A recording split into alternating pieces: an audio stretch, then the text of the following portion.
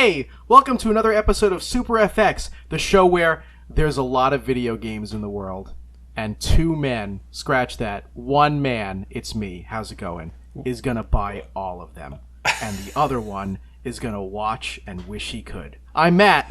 I'm Tyler. I thought you were just gonna say that I wasn't a man.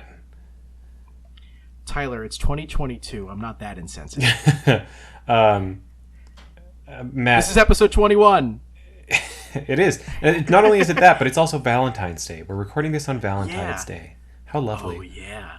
It is. It's lovely for two reasons. Not only is this my favorite holiday, but it's also the anniversary of when you and I became friends. Okay, so I don't remember that being the case. You seem to have some sort of knowledge about that fact. You texted me this morning about it, and I was like, oh, okay. Is this just like Facebook saying it's an anniversary? No. Okay, so This is the day that you and I started talking to each other. What? So Tyler and I are we are former members of the Lemon Demon Forum. That's where we met. And on Valentine's Day 2008, Neil, who is Lemon Demon, had enough of this one troll who was like around the internet and telling that people. That guy? Yeah. Neil was like totally fucking done with this one troll who kept telling people that he was Neil and like ruining his image. And so he had the Valentine's Day troll bust of 2008 where he gave all of us permission to fuck with this guy really hard. And so a lot of people did a lot of stuff to fuck with this guy, and the ethics of it are a little bit gray, but we were all children, so it's fine. And at the end of the evening, it finally culminated where we got him to publicly apologize and say that he would never do it again. And the three people who got into an AIM chat with this troll and told him that he had to publicly apologize and stop doing his bullshit were me and my friend Carrie and my friend Tyler. Wow. Yeah, and that's also the same day that I started talking to Carrie, so she and you and I have the same anniversary. Oh, amazing. Yeah. Wow, how special. What a way to create a lasting friendship.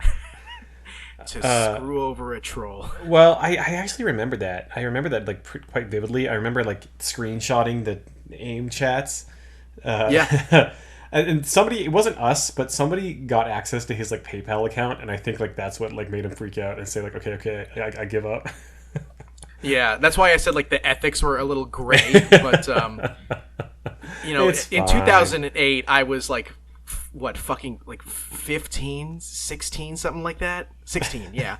So like we didn't know what we were doing, but it made us friends. So fuck it. Wow. Am I right? What a story. Wow. A yeah, story so now we're going to have love. to update the website. So it's no longer two internet friends of 13 years. Now it's officially two internet friends of 14 years. Wow. All right, I'll get right on that. Yeah, you hey, better. Besides Valentine's Day, there was also another holiday this past week. It was your birthday. Yeah, what a holiday. Wow, I turned 30, which Happy all of our birthday. listeners will already know. Thank you. All of our listeners will already know that I turned 30 because I complained about it for fucking months until I turned 30. Well, you look like a monkey and you smell like one too. Oh, thanks, baby. But you don't look 30, so you're good. Thanks. Well, I'm glad that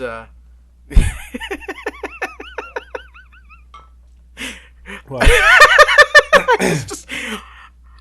I was gonna say something heartfelt, like, I'm just glad that at 30 I have some good friends, I have family, and I have my health. But for whatever reason, what popped into my mind was, well, I'm just glad that if I smell like a monkey, at least I have super monkey balls. Right. Whew. All right. So should we do the video game part? Yeah, let's do a podcast just in case, and just in case there's no one out there who wants to listen to me talk about my genitals. I feel like we've talked a lot about your, well, I was going to say private parts, but the last one was not exactly that. So Is I don't the know. anus a private part? Don't say that. Okay. So this week I've been playing some video games. Yeah, hit me. So I will say I am still playing Wordle. We'll maybe touch back on Wordle a little bit. Yeah. But it got harder, and there's a reason for that. We'll talk about it. Hmm. I'm not going to talk about it much, but I still am playing Dicey Dungeons. I still actively am playing Dicey Dungeons. I am stuck on this one stage, and it got like I've probably run it about 50 times without being able to beat it. Uh-huh. And it got to the point where I was just like, fuck it, like I'm Googling it, trying to see if there's a strategy. And when you Google this stage, it's like the Witch Stage 4. Like every single like Dicey Dungeons help post is about this exact stage. Apparently everybody just like Oh man. flounders when it comes to the Witch Stage 4. So this is like that part of Dicey Yeah. Dungeons. Oh yeah. And so I felt very empowered that it was not just me. I was like, Yeah. am I an idiot? Am I just shitty at this? Am I doing something wrong? And then I googled And it. after the answer to that was totally yes, you Googled it and you realized that Fuck off. also other people. Yeah. So I mean, I feel like I've spent a lot of time with it, but I've really spent the majority of the time, it feels like, on this one fucking stage. And once I get past that, then I think it's all kind of smooth sailing from there. What is, if you can just answer quickly, what is so hard about this stage? Okay, so this is where it's kind of like fallen apart a little bit for me, just because this one is so fucking frustrating. It's basically a Yeah. standard witch stage, except the enemies have, I want to say, like 10% more health, and they all have upgraded weapons. Like all of their weapons are upgraded, which I know if you haven't played the game, it doesn't really mean that much. Basically, it just means it's like way fucking harder, and it's kind of unbalanced at this point. And it kind of just feels like it. I talked a lot, like at length, or a couple episodes ago, about how I felt that this game was like, like it's always on you. Like if you die, like you fucked up, like you did something wrong. Even though the game has like randomness, like you still have a lot of There's still enough skill that goes into the game. not If you you. fuck up, it's your fault. Well, yeah, you have enough agency regardless of the chance element that you can still win if you have the skill. This stage does not feel that way. This stage feels like Oh, the that's too RNG, bad. not the dice roll RNG, but the RNG of like the items that you pick up and the weapons that you pick up and like the upgrades that you get and that kind of thing. Those ones have to line up pretty well for you to have like a strategy in place to like do it. So I don't know. Like I'm still gonna finish it, but this one kind of it fell apart a little bit on this stage. The rest of the game was great, and then at this stage I was like, "God, fucking like, why is it like this?" So I don't know. Maybe it's just a replayability thing or whatever, but it's just like super frustrating. Anyway, the other game that I started over the past couple weeks is a game that it's been on my list for a while. I've It's one of those fucking games. I bought it on like a Steam sale, like probably 2 years ago, or maybe I got it in a Humble Bundle, like something like that, right? And then it came out on Switch, I think, or I saw it on Switch, or it was on a Switch like eShop sale, and I was like, fuck, I'd love to have that on Switch, and so I bought it on Switch too, and now I have. So now that I'm finally getting around to playing it, I'm playing it on Switch, which is nice. Cool. But the game is Return of the Obra Dinn. Have you played this? I have not, but now I understand your show note about it. Yeah. What had I had written? The bring backening of the mystery vessel. I have that is something I have heard of. Yes. I believe, but I haven't played it. Okay, It so sounds familiar. I'm pretty sure I've heard of it. Yeah. yes, it's a very kind of stylistic game. Like you'd probably recognize it if you saw some screenshots, or even if you saw like the thumbnail, like the logo thumbnail, you might recognize it. Return of the Obra Dinn is a game by Lucas Pope, who also made Papers, Oh yeah, he did Papers, Please. Yeah, which I Yeah. love. Yes, Papers, Please is a great game. If you loved that, I think that you would really enjoy this. Return of the Obra Dinn is a first-person 3D adventure game, I'd say, where you play as an insurance inspector for the East India Company in I think 1807, and this kind of long lost ghost ship. Well, it's a long lost ship that was kind of assumed to have sunk or assumed to have been missing for several years, kind of mysteriously pulls into port. And there's no one alive on board, but there are some skeletons on board. like bodies, like not like Yes. zombies, like skeleton, dead skeletons. Like spooky rattling skeletons. Hey, I'm gonna get you. Not like that. Not like that. No. Yeah. And it's presented in a kind of like a 1-bit art style where it's like dithering out the wazoo.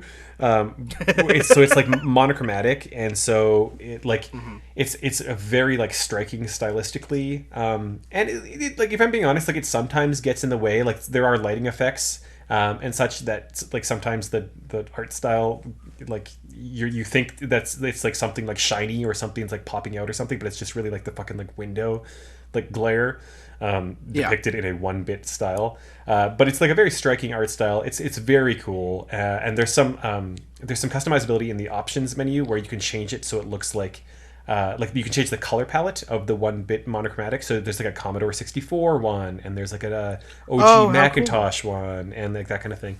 So yeah, it's a very bold stylistic choice, but it's like done really well. If you've played Papers, Please, like you kind of know how like polished it is, like stylistically, like it picks a very strong style and kind of sticks with it and goes hard into it. So it's very polished.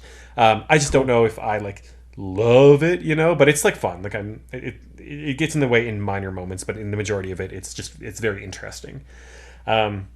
The kind of premise of the game is it's first person, so you're kind of exploring this ship. You at the beginning of the game, you get dropped into this ship where you find some dead bodies, and you are given a pocket watch where you can kind of investigate the deaths of the bodies that you find. So as it turns out that there were 60 people, I believe, on the ship, and your goal is to discover the kind of fate of all 60 individuals. Be it if they died, how they died, if they were murdered, who murdered them, how did they do it, and if they're potentially maybe still alive, like elsewhere, like somewhere that's really interesting, off the ship. The kind of like catch, I guess, is that the game does not hold your hand whatsoever. Like it's just straight up like plops you in, go do it. Essentially, yeah. You get like a notebook, and it's very much like it kind of reminded me when you were talking about Shenmue a little bit, where where like it fills in automatically. Yeah, you get you'll basically the way the game works is you'll discover a body, and it'll when you discover it, you use your little stopwatch on it, and it'll transport you to like a little vignette of the time of the death, and you'll get a short audio clip, maybe 10 seconds long, 20 seconds long, that will be maybe the struggle leading up to it, or maybe give you a little bit of a hint as to how this person died. And then you'll get a freeze frame, but it's like a 3D navigatable freeze frame, like vignette of sorts, where you can walk around the scene and try to deduce what happened based on the audio clue and based on this vignette that you're put into of the time of the death. And so the body is not always like for instance there's one, and it's not really a spoiler because it happens like in the first 5 minutes, but there's one where you find a body in a bed, but then when you do the vignette you find that she was actually killed like earlier on, and her body had been moved to the bed. So you have to kind of like take that into consideration as to, okay, well, who moved the body, or like why was she moved, and that kind of thing, because the vignette will take you to the time of the death. And so you use the clues kind of piecing them together. So for instance, sometimes in the audio clue there will be a name called out. And you do have like a passenger manifest, so you know the names and the occupations of everybody who was on the ship. But you don't necessarily know who's who. However, sometimes in these audio clues, there will be a name called out, or it'll say something about, my husband or my brother or that kind of thing. And so the game does not hold your hand whatsoever. So you have to go into the passenger manifest and determine, okay, these people have the same last name, so they're probably either married or related, siblings or whatever, right? And because you received this clue in an audio clue, right now you know that maybe later on, when I'm deducing a different death, I can use this information to figure out maybe more, who somebody else is. Like, it's not always the information in the clue is not always necessarily related to that death. Right.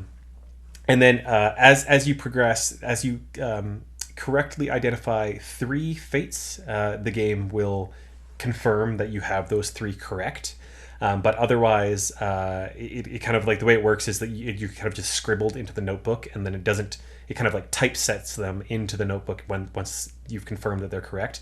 But it'll only do that if you have at least 3 correct fates guessed at the moment. And so you kind of just have to keep going and keep going and keep going. And then eventually, so like I, for instance, did maybe like 10 or 15 guesses, and then I got like 6 like correct, right? And so like a bunch of them I had to like leave certain information blank. So like I saw this guy got shot, right? But somebody shot him. I don't know who that is, so I can't put in the fate of this person yet because I'm not able to identify who did it. Gotcha. And so, so you need to know like pretty much every last manner of the and the game does not hold your hand at all throughout the whole thing. Like you got to deduce everything. So it's kind of like a logic puzzle / murder mystery. It's like a sleuthing game. That's really cool. Yeah, actually. yeah, it's super interesting. It kind of reminded me in a way a lot of like a LucasArts like click and point and click adventure in a way. Like you kind of just have to like look around the environment and figure out like what happened where. It's super interesting. I have played maybe 4 or 5 hours of it, and I don't feel like I'm close to finishing. I feel like maybe I'm a quarter of the way in, maybe half of the way in. I also feel like I'm terrible at it. Like the game will show you if you are able to identify somebody based on clues that you've received up until this point. The way it works is that you have this like sketch of all the of an event on the ship, and all of the characters are in it in this sketch, and it will unblur their face if you have the information to make the guess. And there are several people whose faces have been unblurred, and I have no idea who the hell they are. I don't know. I feel like I'm terrible at it, but like you do. No, I mean it takes a lot to get into like complete deduction with no outside help. You know what I mean? Yeah. So you'll get it as you continue on and you go through it more and more. Totally, yeah. And in addition, the other kind of cool thing is that it's kind of telling the story of what happened to the ship, because we like as you go through, like you don't exactly know why the ship went missing, or what the events of the ships were. So as you investigate like the deaths and the fates of everybody on board, you also find out more and more about what happened to the ship itself and why it disappeared. I think that's such a really good way to tell a story too. Because Resident Evil is very popular for that too, where you find journal entries throughout the mansion, and it kind of pieces together the backstory as to what the hell's been going on. I really like that kind of storytelling. Yeah, the interesting thing about this is that it's not like there's no like notes that you pick up and read or anything like that. Like it's all these vignettes that the entire story comes through these vignettes. And it's one of the things that when I think about stuff like that, it's like that's so much a part of why I love video games, is because there's no other medium where you would be able to get this kind of storytelling. Like you can't go see a movie and have to like deduce the story. You get what's presented to you and like that's it, right? Whereas this this is such a great way of interactive storytelling that you wouldn't be able to do it through any other medium, right? So this type of game, like I do think it has its faults. I will say like there are some bits where I don't know. I'm sure there's a term for this, but basically like if you're in a vignette and you find another death in that vignette, like you find maybe another body, you can go into that one. So you kind of go like in deeper into like a second vignette from a vignette inside of a vignette. Yeah, which is fine. But the way it does it is you find the body and you're like, oh shit, I can go deeper, and then you press a button, and then like this little like spirit orb like goes to the body, so you can like kind of go to that vignette, but it takes like the fucking long way around, so it goes like around the pole and up the stairs and a loop-de-loop, and you have to like follow it, and you know where the body is, like you saw it, so like why do I gotta watch this fucking orb like traverse the entire map to go back to the body that I just like and you're like standing there watching this orb like do loop-de-loops, and you're like, what the hell? And I don't know what the term is. Tyler. No, there is a term for that. It's bad design. Yeah, I don't know if it's bad design because it's so intentional, right? And like I think it's supposed to like add to the ambiance. Maybe it's or supposed something. to show you more of the environment, like like give you kind of a sense for being in it longer. I don't know. Maybe there's something I'm missing, but I don't know. Like every time it happens, I'm just like, oh, this shit again. Like fucking. And so I'm just like standing there watching the orb and waiting for the orb to go. Yeah. But overall, it's been a lot of fun. It's like really tough. That honestly sounds right up my alley. I should pick that up. Yeah, I think you would enjoy it. I've been playing it on the big screen, so I haven't played it portable yet, so I don't know what that's like. But I think it lends itself well to the big screen. I definitely thought of you when I was playing it. I think that you would like this. It felt a lot like how you described Shenmue in certain ways. It's really good. I'm gonna keep playing it. I'm not gonna fall off of this one. It's not perfect. With these kind of like indie darlings, I think a lot of folks are like, this game's a masterpiece. Like I remember when like Braid and Limbo and that kind of thing came out. Like, oh yeah, it's always like, these indie devs like this, they're changing the landscape of gaming, and like this is absolutely amazing. It's a masterpiece, 10 out of 10. I think this game is very good. I don't think it's perfect. I don't think it wouldn't have been my I game think of a the lot year or of anything like indie that, games, a lot of indie games probably like got that like masterpiece stamp on them because they were more.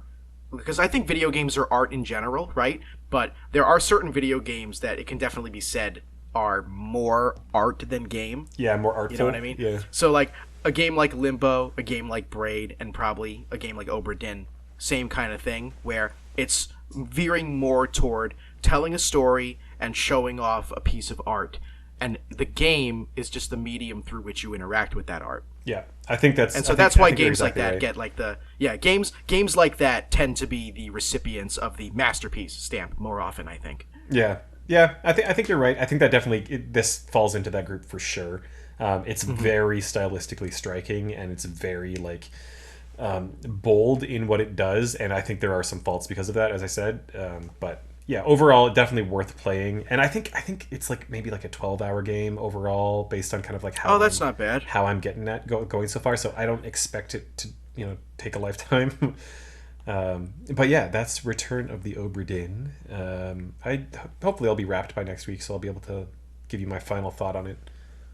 I'm kind of interested to see how you do finishing up the game with absolutely no help whatsoever. It seems like it would be a really hard game to play. Yeah, which is why it's up my alley. I wonder if I'll have to go to a walkthrough at some point. I very well might have to, but we'll get there when we get there. Yeah. The past couple of weeks, I finished up Arceus. Nice. That was really fun.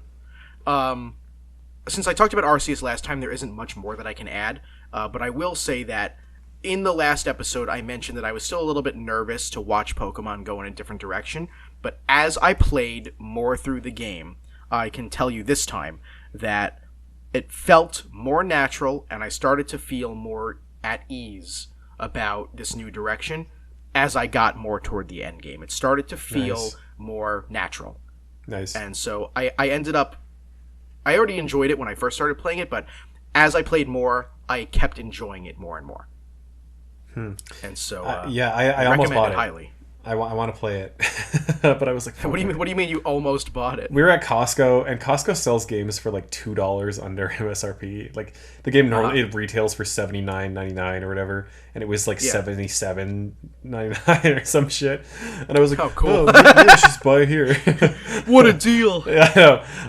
But I didn't, because I was like, well, that's a shopper's game, so we'll wait for that. Yeah. I want to play really bad.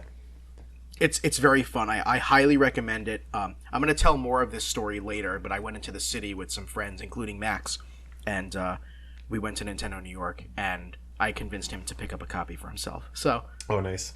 Yeah. But after Pokemon Legends, I was like, well, I had just had a long adventure. I want to like kick back and do like a couple short boys. So I played through Castlevania 2: Belmont's Revenge on Game Boy, which is the sequel to Castlevania: The Adventure. You mean the Castlevania Adventure? Yeah, right? Apparently it's officially Castlevania: The Adventure, but I wouldn't be surprised if there are a lot of people out there who think it's the Castlevania adventure. That box art is not good. Yeah, if you don't know what we're talking about, go look up the cartridge label and probably the box too for fucking. I don't even know what it's actually called. And Castlevania the Adventure, whatever. yeah, it is. It looks like they put the in such a dumb place that it could go either way. I'll pop it up if you're watching on YouTube. I'll pop it up for a couple seconds right now. And so there's like no consensus. Yeah, so I played the sequel to that game, which first of all, not only is the box art to the first game not that great, the game to the first game isn't that great. No, it's not that great. Yeah, it's a Castlevania game, right? And it follows the regular side-scrolling whip formula. How can it be bad? It's really slow, and the controls are not that good. It's very sluggish and clunky. They improved all of that in the second game. That's good. I've only played the first one, and then I didn't play the second one because the first one sucked. Yeah, the second one is much, much better. It feels a lot tighter, it's faster, and oh god. If you play Castlevania 2 on Game Boy for anything, let it be the fucking soundtrack. Holy shit. Is it good? It's so good. Half of these tracks, actually fucking, basically all of them, are just like, I cannot believe they were able to put this on Game Boy. Interesting. It's so good. That series always had good music. I remember when I played Castlevania 3, I downloaded the ROM for like the Japanese version because it had better audio. Yeah, it was the FM chip. Yeah, so I played like the Japanese version and because like I was like, this game's got good music and I want to hear like the good music, you know. And I feel like there's no other game that I would have like gone out of my way to do that for, but for that I was like, yeah, this game is like fucking good music. Yeah, they're. I definitely recommend anybody who's listening, even if you haven't played the game, I recommend just looking up the soundtrack for Castlevania 2 on Game Boy. Crystal Castle is really good. Cloud Castle is a bop. Really, every track in the game is fantastic, but god damn. And it's such a shame because, as far as I know, the only track from that game to ever be remixed in a future game is Crystal Castle. It got remixed in Castlevania The Adventure Rebirth, which, despite being called The Adventure Rebirth, is not a remake of The Adventure. Okay, I remember when I think about platformers on Game Boy, or even like side-scrolling games in general, I always think about like, do you remember Super Mario Deluxe? And like it was like super zoomed in Mario, and so you like couldn't see what was coming up. Yep. Yeah, I grew up with that game. Yeah, does this? Me too. Oh, that is like that's super nostalgia for me. Hell yeah. I can't play it anymore. Not anymore. No, I could play it a lot when I was a kid. But now like, that I'm used to regular Super Mario Brothers, I can't fucking play with the screen crunch anymore. Yeah, I even like it's Super Mario sickening. Land is kind of like that, where like okay, so just to explain for our listeners, to put a visual for you, essentially on a Game Boy, it's kind of tough to do a platformer because if you picture a platformer on an NES or like on a TV screen, you have so much screen real estate that you're able to make the character like pretty small in comparison to the level size, the stage size, and so you are able to kind of see what's coming up. If you're running, left to right and you're jumping over things or enemies or whatever, you can kind of see them coming up. On a Game Boy, you can't make the character all that small because the screen's like tiny to begin with. So the character is going to be like, pretty big. To work with. Yeah, this character is going to be pretty big on the screen. So you don't have a lot of like wiggle room in terms of how big your kind of play area can be, and so therefore you can't really see what's coming, from right to left until like it's like right there. And so I have a hard time, and I remember this being an issue with the first Castlevania adventure. I remember this being an issue where like I got so frustrated because like you couldn't see what the hell was coming next, and so like you jump and then there's like another thing right there, and then you die because you couldn't see it. Does this happen in this game?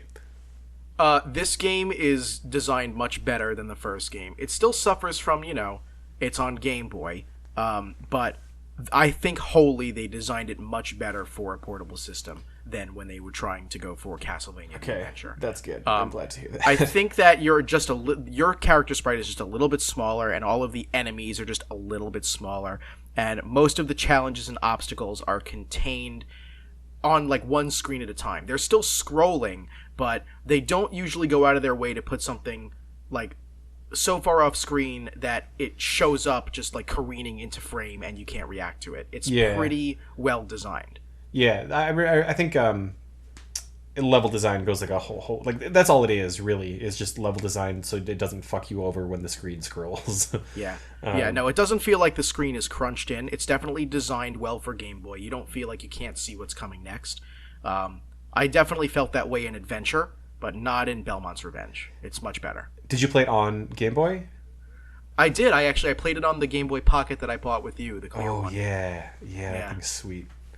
Yeah, I have this desk light that is like fucking a billion lumens, so I just play underneath that when I want to play on an actual Game Boy. Yeah, I tried to play something on the DMG I bought with you, and goddamn, like you have, I don't like kids. You kids these days, you have a good.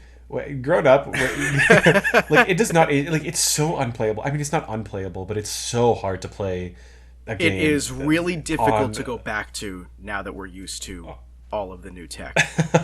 It's so hard. So yeah, you really just have to like be like, like this is how they designed it. Like this is how it was intended to be played, and you can't see every little pixel, and that's okay. Here's the thing. I really like playing on original hardware. But if I had my choice and I could only pick one, I would always go with Pocket over original DMG. Yeah. It's not even because of the green. It's because of all the ghosting. Yeah. There is way too much ghosting on a DMG. Pocket still has ghosting, but it is so much less. Yeah. Oh, well, maybe I'm going to have to play that at some point. That sounds great. Yeah. But after that, I just wanted to kind of relax and just do something kind of mindless. So I popped in Beautiful Katamari on Xbox 360. The 360 one, yeah. That's one of the ones that I haven't played.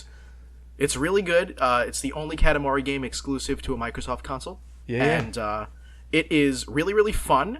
I like all the Katamari games. They're just a good time to sit back, relax. They're not really challenging. It's just a relax game. I don't even know what to call it. It's because it doesn't feel like a time waster like Animal Crossing or something like that, but at the same time, it doesn't feel like you have to invest your whole day into it like a Zelda or something like that. Yeah. You just like sit down and play. There are objectives and goals and you have to meet those, but it's just such a relaxing time. Yeah, it's stage based and each stage is about like 5 minutes or whatever, so like it's easy. Yeah, it depends on the stage, but you have a time limit and you just roll some shit up. You know what I'm saying, stoners? Yeah. I bought I have the soundtrack of the first game on vinyl. And that's you do? Yeah, Fuck. That's something that next time you come down, on. bring that. I'm not bringing that shit because here. it's huge. Vinyls are massive. Well, I mean, I know vinyls are massive. I have a bunch myself, but man, I wish I had that. Yeah, it's great. We pop that on every now and then. That's cool. Just kind of jam out, chill to that. Like I don't know if you and Lauren have a song. But Jackie and I have a song, and it's Lonely Rolling Star. Really? Yeah. Oh, wow. It's so cute. It's Valentine's Day. Yeah, I know. Oh, Jackie, I know you're listening to this. Happy Valentine's Day. I love you. I was half expecting her to like call out of the background, like, you too. No, but she's in the bedroom right now, just kind of hanging out, probably watching Legends of Vox Machina right now, because that's really popular. But cool. Yeah. There is one thing that I will say about Beautiful Katamari. I've played a couple of the older Katamari games, never beaten them because I never owned them growing up.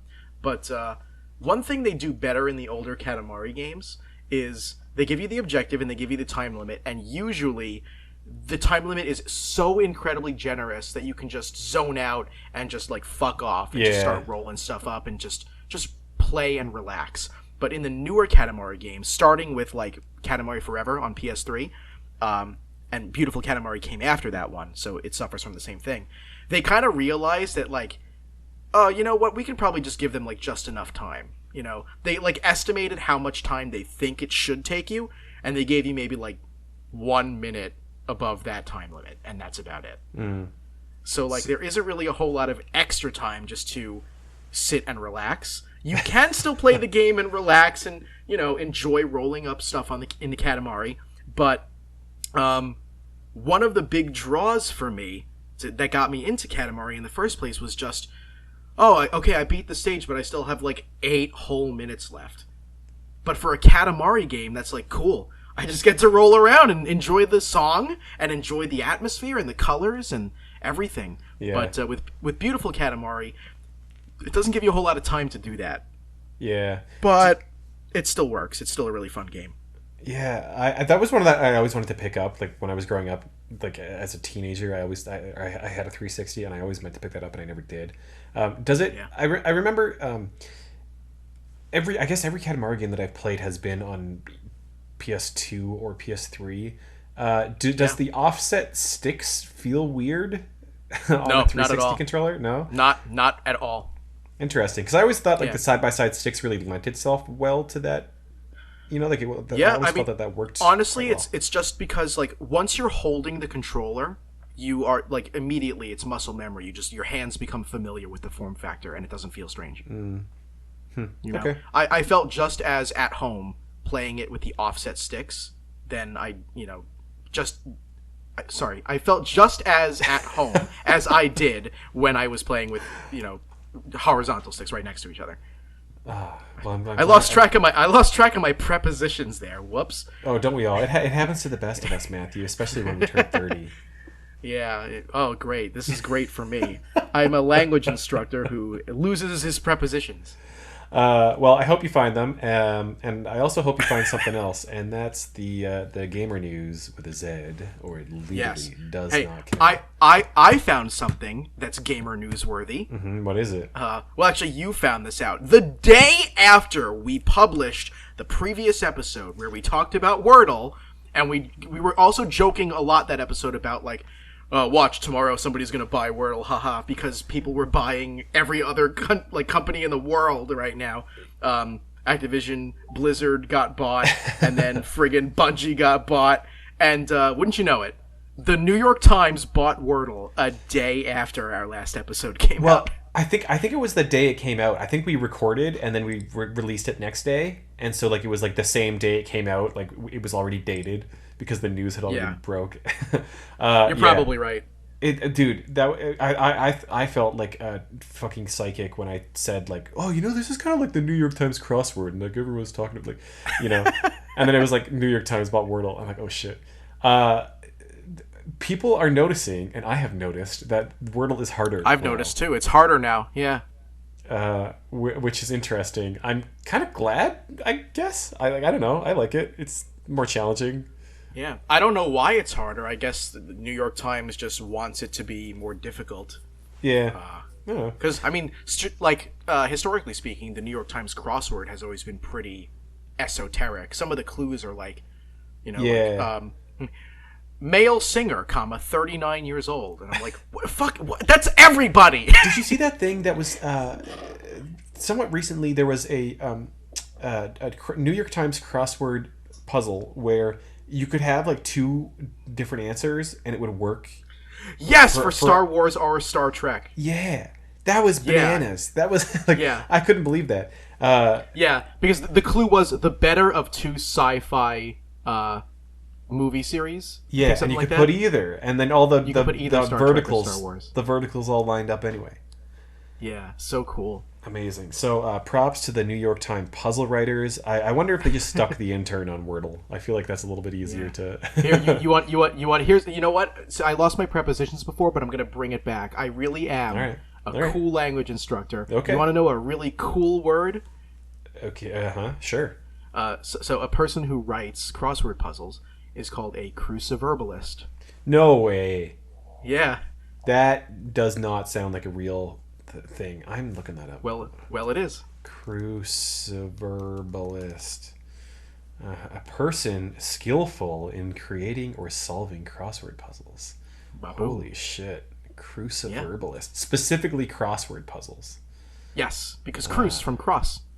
Gotcha. Ooh. Yeah. So, props to the cruciverbalists over at the New York Times.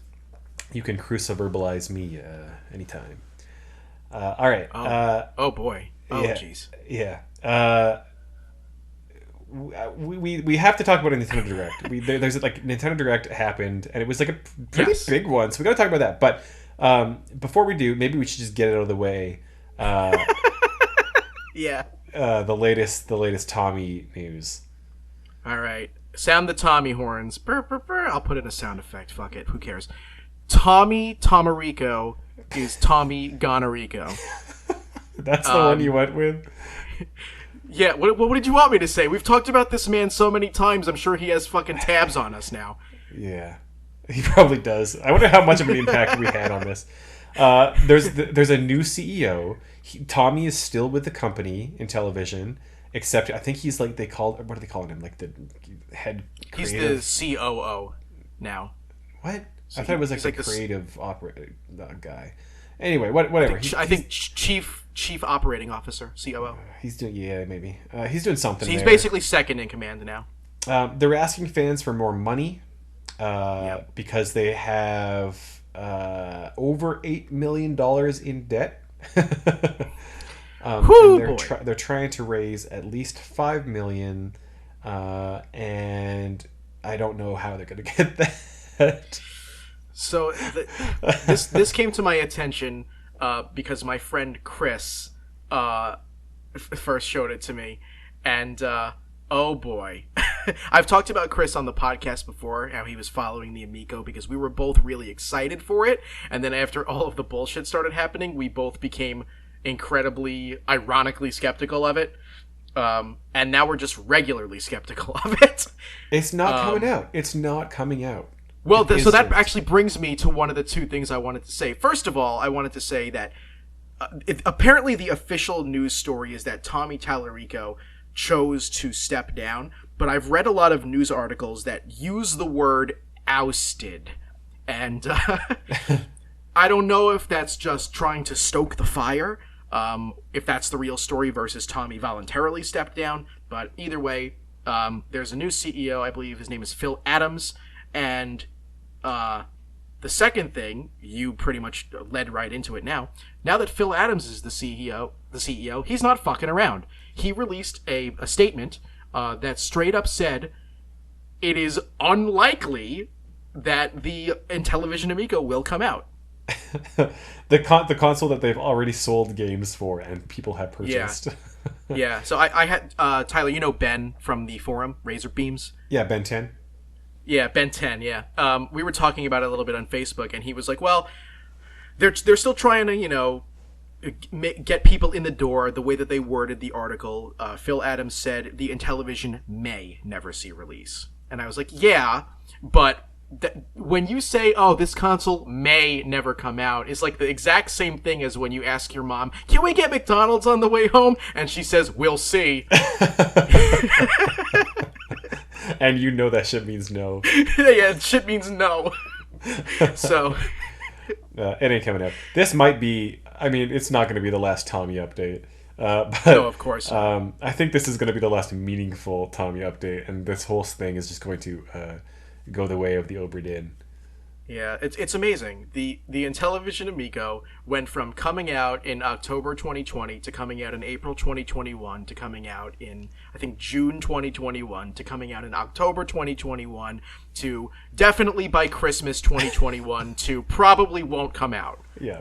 It ain't coming out. I've been saying it for years. It ain't coming out. That shit's never coming out. There are fucking games for it. Let's talk about the Nintendo Direct before I fume. Yes, please. Okay. How much time we got? We got some time. We have time. We got time. All right. Listen to this. There was a Nintendo Direct on Matthew's birthday. Hello. What a treat.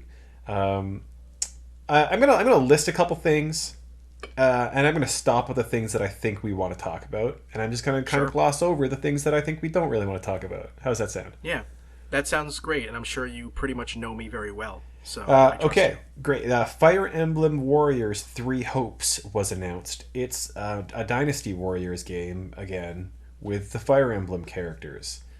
Cool. Next.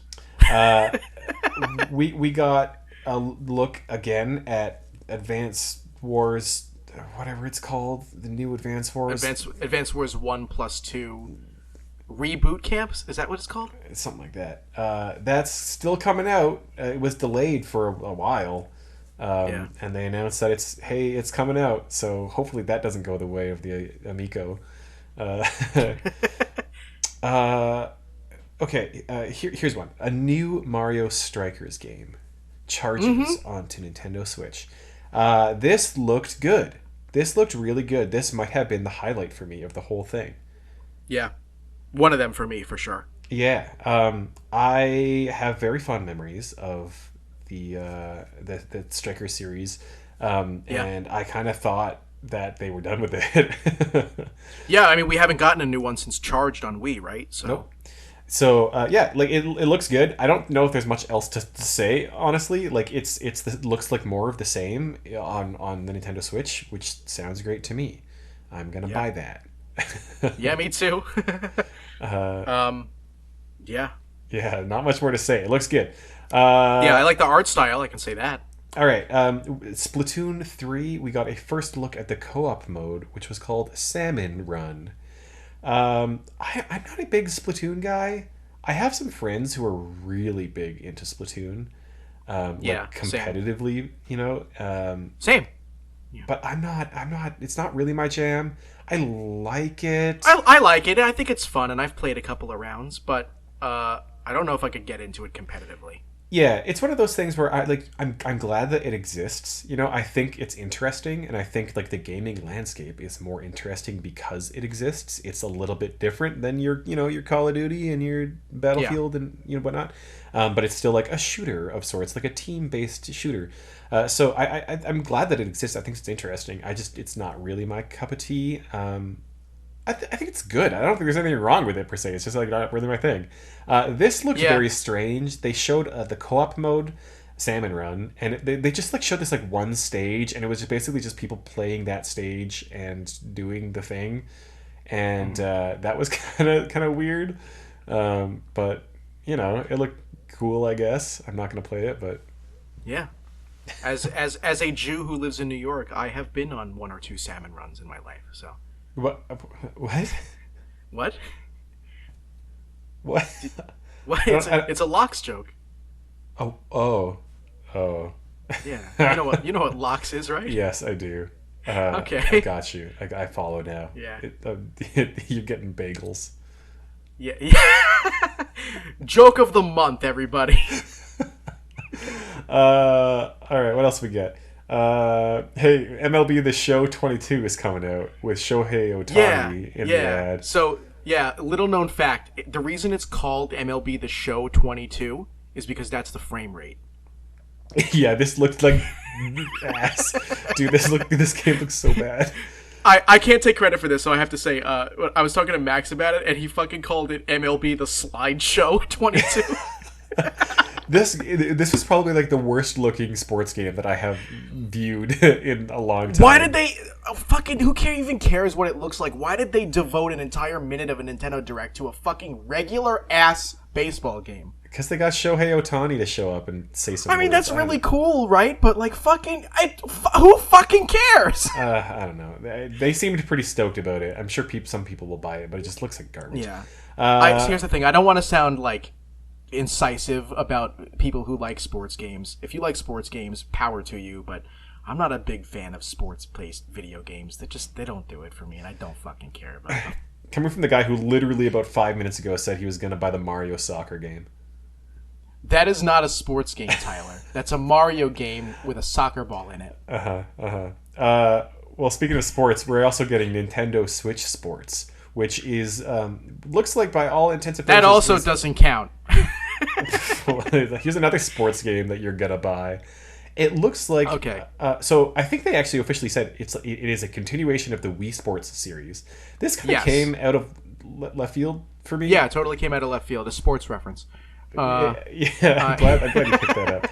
I did not expect this. It looks good. Nobody expected this. I don't know. I don't know how I feel about the characters. Yeah. Oh, dude, don't get me started. They're like the non-me's. I don't even know what. They look weird. What's that word that was in the trailer that you were like, what the fuck? Was it like Spocko, something like that? Oh yeah. What was it? It was the island. I think it was like. Yeah, it was like I'm gonna watch Spocko. Yeah. It was like like stucco on a house. Yeah, it was like Spocko. It was like SPO double CO. And you were like, oh man, I hope that's in Woohoo Island. Yeah, it wasn't Woohoo Island. Oh, yeah, well, he used to think. I was hoping. I fucking love Woohoo Island. I think the idea of Woohoo Island is like one of the most genius things that Nintendo has come up with in the last 20 years. I'm not even joking. I fucking love Woohoo Island. And they did nothing with it. And so when we show this, I'm like, oh shit, is this Woohoo Island? And then they were like, yeah, it's Spocko Square. Like, what the fuck is Spocko Square? I'm hoping it's on Woohoo Island, and maybe we're gonna get more Woohoo Island. I don't know. We'll see. Yeah, well, we'll see. This comes out in April. I'm gonna buy it, but I'm curious to see what the demand for a motion control game is like in 2022. You know, like this. I mean, motion here's controls the thing, feel right? very 2010 to me. I think at this point it doesn't even have anything to do with, oh wow, a motion control sports game. Okay, I'm about to hit you with a solid fact, Tyler. You and I are aging. Okay, Wii Sports is more than 15 years old now. Okay, this is definitely catering to nostalgia. You think so? 100%. I absolutely think so. I mean, I also think that it's going to be a solid sports title. It has motion controls because the Wii games had motion controls. And it's 15 years later, so now people are going, man, I miss my Wii from 15 years ago. We see this cycle anytime it's 15 years since a game console came out, 20 years, roughly. Yeah, you're not wrong. I'm just excited to, like, throw my controller at the TV again, so... Oh my god, have you ever now that I'm talking about this, I'm totally gonna link this in the description because everyone needs to see this. Have you ever seen like that like Home Shopping Network video where the dude is like talking about the Wii when it was still new and he's playing Wii Tennis and he fucking chucks the Wii remote directly at the screen and shatters it, and then for the rest of the fucking presentation he's like, oh yeah, so I'm just gonna talk about the Wii while standing in front of the screen so you can't see that I totally destroyed it. That's coming out of my paycheck. I don't think I have seen that. I'm showing that to you after the podcast, but I'm linking that in the description. I never had a Wii-related malfunction. I haven't personally either, but... yeah, I had a friend one time who would get very excited to play, and he broke a light fixture in his ceiling by like jumping and doing like, like the Mario like wahoo punch up and straight in the air. Yeah, he was doing that. I don't even know what game he was playing, but he did that. What game does that? I don't know, but he was just being over enthusiastic and literally just straight punched a ceiling light in his basement. His dad comes downstairs like, "What the fuck, dude?" Yeah, he would like glass everywhere, like shatters, like he got a glass shower, and while his like arm is like stuck in this light fixture. This actually happened to a friend of mine. Oh my god! Yeah, I was not there, but I heard the story, and every time I went to his house after that, there was just like this like broken light fixture in the ceiling.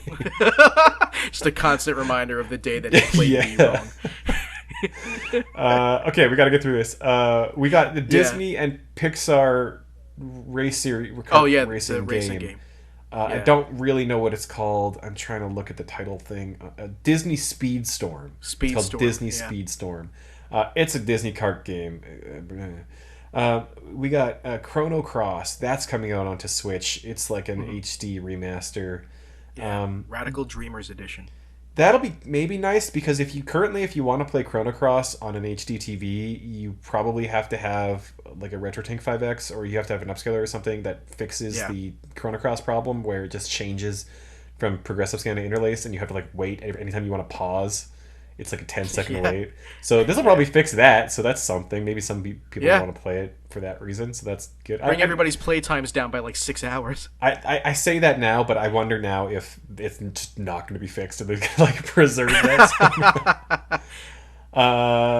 Okay, what else we got? We got Portal is coming to Switch. Taiko 1 and 2.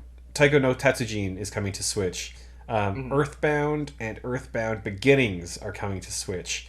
Yes. Which I would talk about, but everyone's run the Earthbound train into the ground at this point. We're not getting Mother 3 no matter how fucking much I want it. But I'm just glad that these two games are coming in Nintendo Switch Online.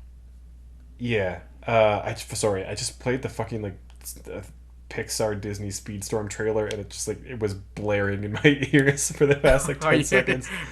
Sorry, you okay? No, I'm fine. It's my own problem. Okay, No Man's Sky. That's coming to Switch. That sounds like it's going to run really poorly, but I digress.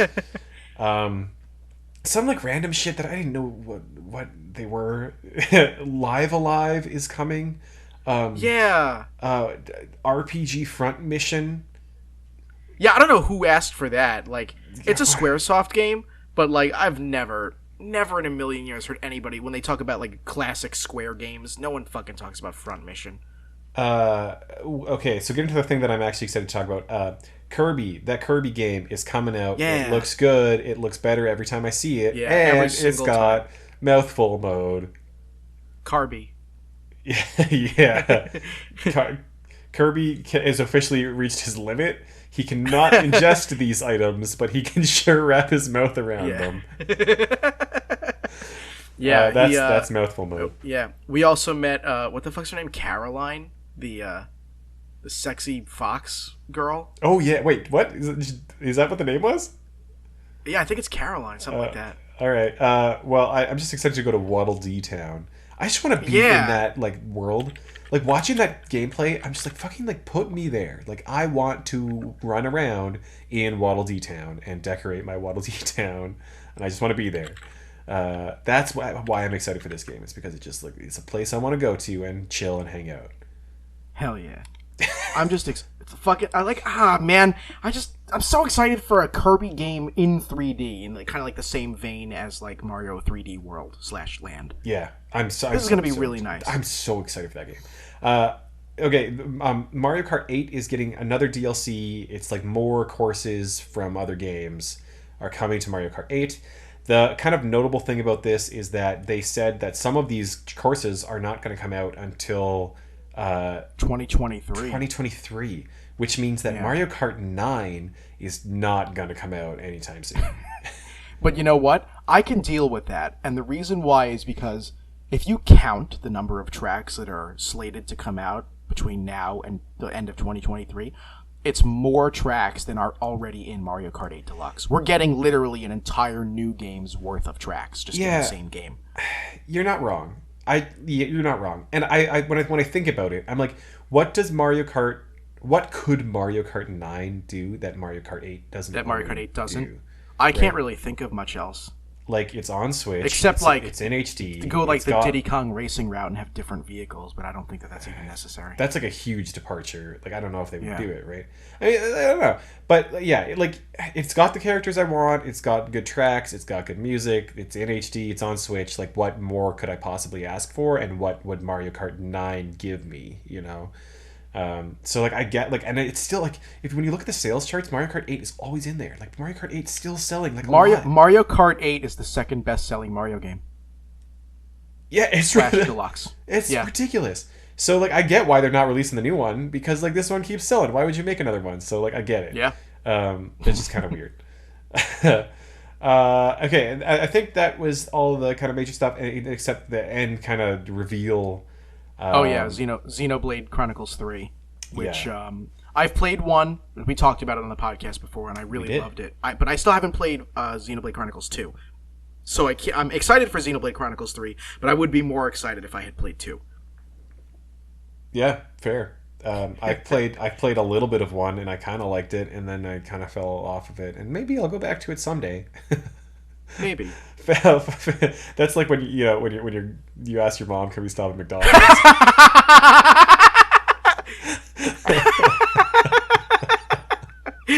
We'll see. Yeah, that's me and going back to Xenoblade Chronicles. Oh man. But yeah, I think that's like pretty much the whole direct. Yeah, Was there's there a couple anything things I else? glossed over, but I think Yeah. that was the major stuff. Nothing for us necessarily is like, wow, that's so important. Yeah, But yeah.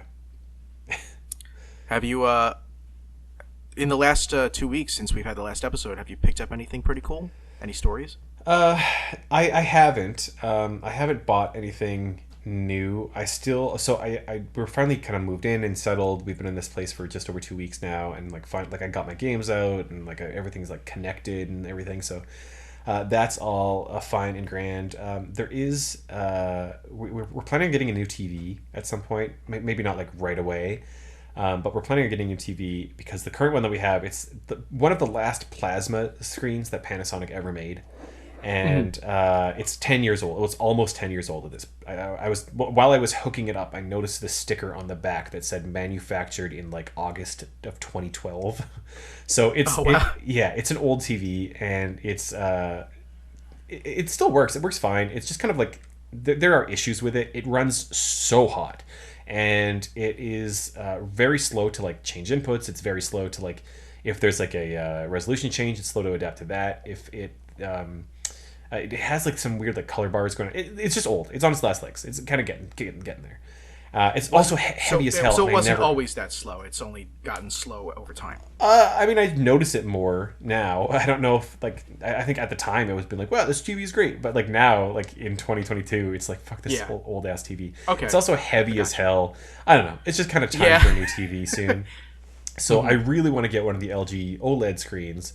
And thinking about that, like a 4K stuff, so I'm kind of like starting to acquire some like 4K equipment because I have not had a 4K setup, and so I figured like over time, if I start getting like the better HDMI cables, because I currently have like an HDMI switch that won't support 4K, so I'm gonna have to upgrade that, etc., etc., etc. So I'm gonna slowly start getting that. But what I'm really excited is I actually ordered, and because you're not able to get this in Canada until very recently, the Canadian distributor for the RetroTink 5X just put them out, and so I was able to get an order in for a RetroTink 5X. Oh, cool. Yeah, and I have an OSSC, and I think I'm going to sell it at this point. The OSSC, so if for those listeners who are not familiar, I know we have like maybe 5 minutes left, so I'm going to rush through this. But essentially, if you're playing old games and you want to play them on an HD TV and make them look good, you can put them through an upscaler. And through a lot of trial and error and getting the right cables and all that kind of thing, you can make old games look good on an HD TV. The RetroTink 5X lets you do that up to 1440p, so not quite 4K, but it lets you do that into a very high resolution. As well, the OSSC, which is my old upscaler, it works good if you're willing to spend all day trying to get the settings correct on this tiny little screen that it has. The OSSC is a great piece of kit, but it's like so finicky. It's so hard to get into the right spot. Like you got to spend every single console you want to plug into that thing. You got to spend like all day tweaking settings and like Googling like what other people have had success with, all this kind of stuff. And you kind of finally get it to the right spot, and you're like, oh, like on my TV, this setting doesn't look good, so I got to check. It's like it's a nightmare. And also it kind of like the thing. It's like it's an open source thing, so it's like feels kind of handmade, and in a way it kind of is handmade. It's got this like old style like power switch, like it's like it's like an analog stick that you like flick sideways. I don't know. I'm not in love with it. I use it, but I'm not in love with it.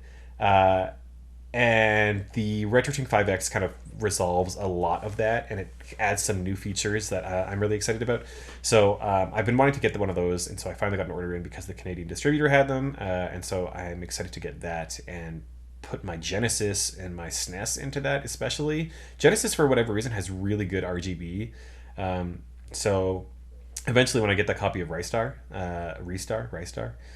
whenever I get that copy, I'll be able to pop it through there, and it's going to look absolutely fucking buttery amazing on my RetroTink 5X on a 4K monitor. So, yeah. Well, Tyler, you won't have to wait that long. As you know, I told you before we started this podcast, but today I bought you that copy of Ristar. Let's go. Let's go. Because I've been looking for that game for so long. Yeah. One came into the trading post, and I promised Tyler I would pick him up a couple of rare boys because I owe him some money from a previous transaction. And, well, we'll call it that. Realistically, Tyler left some games with me that I was supposed to sell for him, and while we were, like, redoing the floors in our house and shit like that, I put them in the basement. And then, inexplicably, they disappeared from my basement. I have no idea what happened to them. They could have gotten lost. There's a lot of clutter down there. They could have been given away, thrown away, or sold by either one of my mom or her husband. But either way, I accepted full responsibility for that, and so we valued the games somewhere around $160 at the time, and I just promised Tyler that I would either give him $160 or buy him games equivalent to $160, and he took this the is latter. more interesting. Yeah, it's more interesting. Yeah, it's more fun that way. So originally it was supposed to be Conker's Bad Fur Day and Snowboard Kids 2, but then you got Snowboard Kids 1 and 2. You still don't have Conquer, but since you couldn't find Restar, I figured, fuck it, I'll just buy you a Restar. Thanks, man. You're welcome. But yeah, that brings me into what has happened to me recently. Yeah, let's hear it. I'm sorry. Are you done with your story, by the way? I'm done. I am done with my story. Okay. I hope that works out for you, by the way. I hope it ends up being better than than your old retro tink. The retro thing. The retro thingy. Yeah. So I'll talk about today at the trading post last, because in addition to Restar, I got myself something kind of nice. Okay. With birthday money. Yeah. I went into the city with Max, Joe, and Jackie on Saturday. And we just kind of went because I wanted to go for my birthday. My birthday was just this past Wednesday. And I wanted to go into the city, have some ramen at my favorite ramen place in Manhattan. I got pizza at my favorite pizza place in Manhattan. It was a nice day. And we stopped by a retro game store called J&L Game. And we stopped by Nintendo New York and the Lego store. Tyler, you'll notice in the show notes that I wrote J&L lame, and that's because, god damn it, their prices suck, and they wouldn't haggle at all. They were incredibly strict. I did end up getting something from them just because I couldn't say no. They had a copy of Glover on PlayStation 1, and I really like Glover on N64. The PlayStation 1 version fucking blows. But it's Glover, so I wanted it. And Sure. It's a $20 game, and they had it marked 35. And I asked them if they would just do 30, and they were like, no. Yeah, I feel like having a video game store in Manhattan, like, that is kind of how it's going to go. Yeah, but we've been to Video Games New York, both you and me, and their prices weren't nearly as insane as the prices here. Yeah, but they also don't haggle. At least from what I can remember, like they wouldn't budge. And then whenever we go to a con and they're there, they're always the ones with like the giant like glass cases, and they like bring they bring the entire store with them, and like all the prices are like significantly higher, and Yeah, and they don't like to haggle. So, but the prices at J&L Game were way worse. Like, oh boy, eons worse. But the main thing that I wanted to talk about going to the city was we went to Nintendo New York, and so I got a copy of Alex Kidd in Miracle World DX. I finally got Mario Party Superstars. Oh, nice. Like I said earlier, I convinced Max to get Pokemon Legends Arceus. But the big thing, we talked about it in a previous episode when it was coming out, but I went to the Lego store, and I got the Sonic the Hedgehog Lego set. When we were at Nintendo New York, Max got the Mario 64 Peach's Castle question box set. Yeah. Oh, sweet. So, like, it took me about 5 hours. I built that sucker, and, oh god, I haven't built Legos since I was literally a child, like 8 and 9 years old, and so this was so nice. So many, like, tiny pieces, but it was so relaxing to build. I just popped on a couple podcasts and some music in the background. Oh god. Nice. It is really goofy looking, I will say, but it's so it totally fun. Is. It's really nice to look at, too. And they didn't advertise this on the site, but some of the parts are actually moving parts. It's really kind of cool. Oh, really? So, oh, interesting. Yeah, so you can swap the checkpoint from red to blue. You can adjust the tree.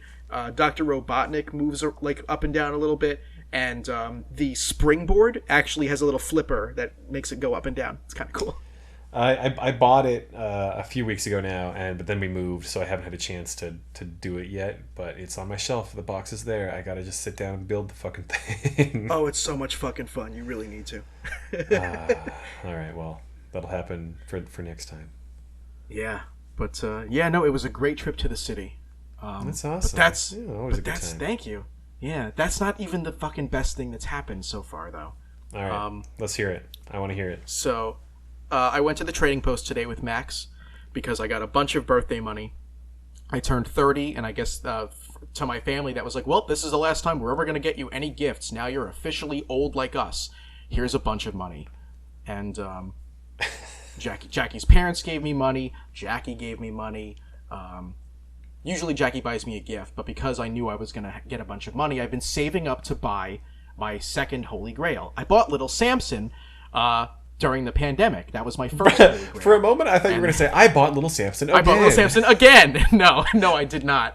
I went to Trading Post because a couple of months ago, Mike got in Panic Restaurant. What? So I wanted to ask him if he would hold it for me and I would pay him off over time. And he was like, well, I would do that, but since this game keeps going up in value, I feel like if I held it for you, either A, it would be hard for you to pay it off because the price would keep increasing, and I would feel unfair holding it for you at a static price, or increasing the price. I remember Either this way. happening. He still had that same copy? He still had it. Nobody came to buy it. So finally, I was like, well, it's my birthday. I have enough money, and I won't go broke if I buy it. I'll still be able to afford literally everything else. That's the point of the birthday money. So I drove down there today. I made the whole hour drive. I picked up Max. We went together, and I bought Panic Restaurant. Wow. It cost me $875. Yeah, that sounds about right. God damn it. Yep. Wow. I mean, you've got like two of not very many heavy hitters on it. I mean, there's a few, right, of NES, but like with those out of the way. Oh yeah. Yeah. I'm just recently, like within the last 3 months or so, I'm finally over the hill, and I have more than half the NES library. Yeah. Now I really have to start getting heavy hitters out of the way, because if I keep waiting, I'm gonna go even more broke. But yeah, I bought Little Samson. I bought Panic Restaurant. So I kind of have this, I always have this list of things I want to buy, but I always keep like a holy grail at the top, where if I notice that there's one within reach, I'll save up for it and I'll try to get it. And now that I have Little Samson and Panic Restaurant, I think the next thing I want to go for is the Mother 3 Game Boy Micro. Oh yeah, I've never even seen one of those. I haven't ever seen one in person. Yeah. It was a Japan exclusive, so it's probably difficult to see one in person, but Yeah. God damn, I want that thing so fucking much. It's so nice. Yeah, it's pretty sweet. Well, I hope you get it. Thank you. I'll put my. I'm not worried greasy about it Dorito right hands all now. over that thing. Yeah, I'm not too worried about it right now. I'm just really happy I finally have Panic Restaurant, and Jackie's really happy I have Panic Restaurant because now I get to stop talking about it. Right, honey?